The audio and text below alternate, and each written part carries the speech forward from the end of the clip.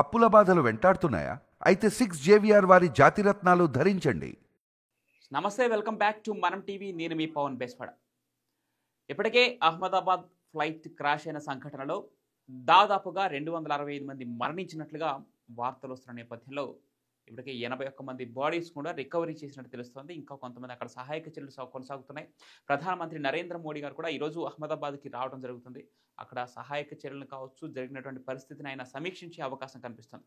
అయితే దీనికి ముందు 6 నెలల ముందే ఈ ఆస్ట్రో చెర్మిస్టా అనేది ఒక ప్రిడిక్టర్, ఒక ఆస్ట్రాలజిస్ట్ దీన్ని 6 నెలల ముందే గ్రహించింది. 6 నెలల ముందే దానికి సంబంధించినటువంటి వివరాలను వెల్లడించింది. ఆమె ఫ్లైట్ క్రాష్ జరగబోతుంది 2025లో, అతిపెద్ద ఫ్లైట్ క్రాష్ అది.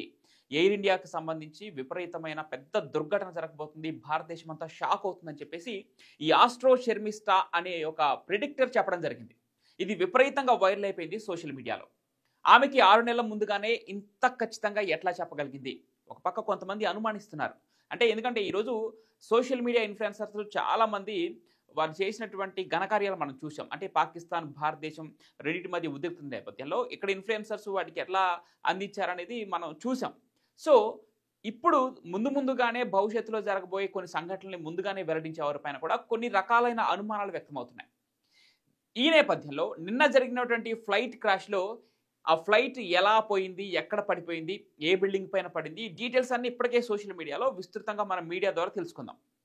కానీ ఫ్లైట్ పడిన విధానం మనం చూస్తే ఫ్లైట్ వెనక భాగం ఆ బిల్డింగ్ ఏదైతే బీజే బిల్డింగ్ పైన పడిందో, ఏదైతే మెడికల్ బిల్డింగ్ పైన పడిందో, ఫ్లైట్ వెనక భాగం ఆ బిల్డింగ్లో విరుక్కుపోయినటువంటి విధానం మనం చూసాం. సేమ్ అలానే అదే ఎయిర్ ఇండియా విమానం బిల్డింగ్ ముందు భాగం, అదే ఫ్లైట్ ముందు భాగం బిల్డింగ్లో ఇరుక్కుపోయి ఎలా ఉంటుందో అట్లాంటి కథనాన్ని కరెక్ట్గా ఈ ఘటన జరిగే ఆ రోజు పొద్దున్నే న్యూస్ పేపర్లో ప్రచురించడం జరిగింది. మిడ్ డే అనే న్యూస్ పేపర్ దీన్ని ఎలా ప్రచురించింది అని చెప్పి ఇప్పుడు సోషల్ మీడియాలో విపరీతంగా వైరల్ అవుతుంది. దానికి సంబంధించినటువంటి ఒక పోస్ట్ ఒకసారి మనం కూడా దాన్ని చూసే ప్రయత్నం చేద్దాం. In a strange coincidence the Air India flight that crashed today, అంటే నిన్న జరిగింది కాబట్టి ఇది, had an eerily similar ad image featured in this morning's edition of mid day news paper. అంటే నిన్న పొద్దున్నే ఈ ఫ్లైట్ క్రాష్ అయినట్లుగా ఏదైతే ఫ్లైట్ ముందు పార్ట్ ఉంటుందో అది బిల్డింగ్లో ఇరుక్కుపోయినట్టుగా ఒక ఫోటోని ప్రచురించడం జరిగింది. అదేదో ప్రమోషన్ కావచ్చు, కానీ ఇంత దగ్గరగా, ఇంత సిమిలర్గా, ఇంత కోఇన్సిడెన్స్ ఎలా జరుగుతుందని చెప్పేసి చాలామంది అనుమానిస్తున్నారు. దానికి సంబంధించిన ఫోటో కూడా ఒకసారి చూద్దాం మనం. ఎస్, ఇది కిడ్స్ జానియా అని చెప్పేసి డాడ్స్ డే అవుట్ అనే ఒక ఈవెంట్ని ప్రమోట్ చేసుకునే విధంగా వీళ్ళు ఒక ప్రమోషన్ యాడ్ని అయితే ఇవ్వడం జరిగింది. దాంట్లో ఫ్లైట్ ఇక్కడ బిల్డింగ్ మధ్యలో ఇరుక్కుపోయినట్టుగా, అది కూడా మీరు కరెక్ట్గా చూడొచ్చు, పేరు ఎయిర్ ఇండియా. నిన్న జరిగినటువంటి విమానం కూడా టాటా సంస్థ వారి ఎయిర్ ఇండియా విమానానికే ప్రమాదం జరిగింది.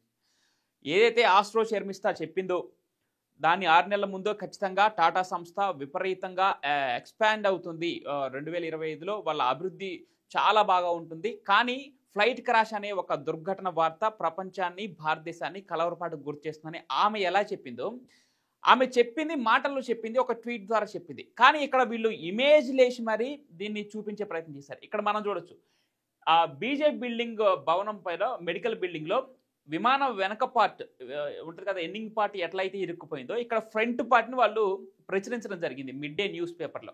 మార్నింగ్ ఎడిషన్ ఇది. నిన్న వచ్చినటువంటి, అంటే నిన్న మధ్యాహ్నం ఆ దుర్ఘటన జరిగితే నిన్న పొద్దునే, అంటే మొన్న నైటే దీన్ని ప్రచురించడం జరిగింది వాళ్ళు. మీరు క్లియర్గా చూడవచ్చు, ఎయిర్ ఇండియా విమానం. సో వీళ్ళు ఎలా చెప్పగలుగుతున్నారు?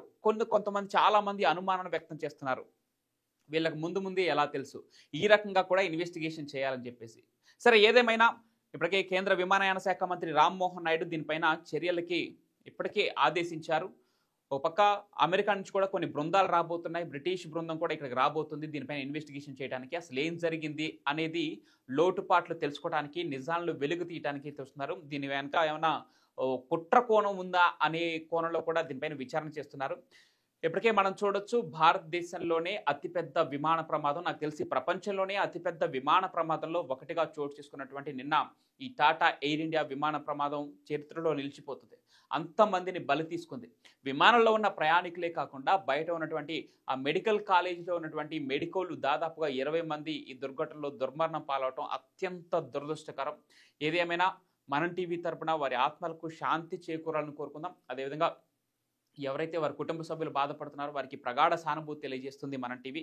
సో ఏదేమైనా సోషల్ మీడియాలో వస్తున్నటువంటి ఈ వైరల్ న్యూస్లు ఇప్పుడు చర్చనీయాంశం అవుతున్నాయి. చూడాలి వీటిపైన కూడా ఇన్వెస్టిగేట్ చేస్తారా ఆస్ట్రో చర్మిస్తా కావచ్చు, అదేవిధంగా ఈ మిడ్ డే న్యూస్ కావచ్చు, ముందుగానే ప్రచురించడం వెనక ఏమైనా కోణం ఉందా అనే రీతిలో కూడా ఇన్వెస్టిగేషన్ చేస్తున్నారు. Thank you.